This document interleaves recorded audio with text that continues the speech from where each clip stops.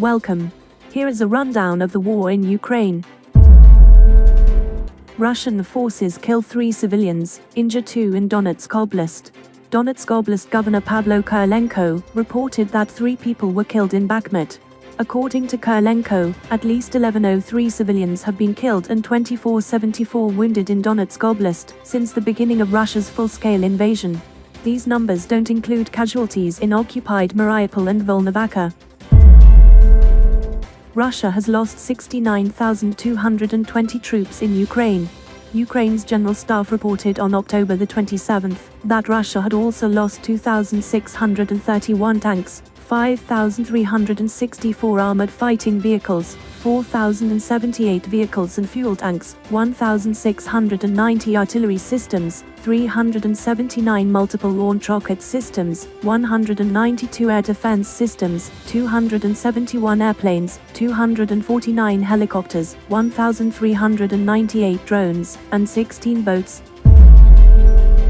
Russia faces difficulties in isolating its citizens from effects of war. Russia aims to more actively involve regional governors in the national security system to deflect public criticism away from the national leadership, the UK Defence Ministry reported on October the 27th. According to the report, the Kremlin pursued a similar approach during the COVID-19 crisis. However, it will likely make it more difficult for the Kremlin to insulate Russian society from the effects of the war in Ukraine, the ministry wrote.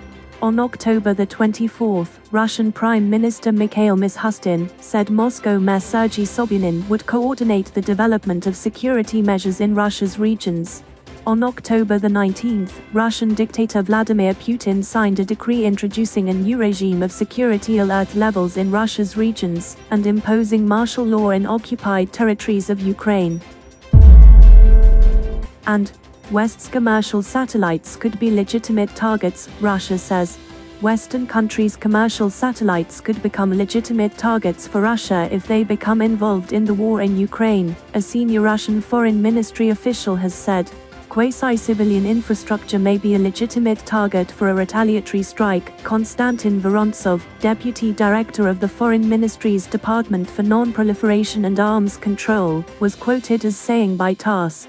We are talking about the involvement of components of civilian space infrastructure, including commercial, by the United States and its allies in armed conflicts, Mr. Vorontsov was quoted as saying at the United Nations.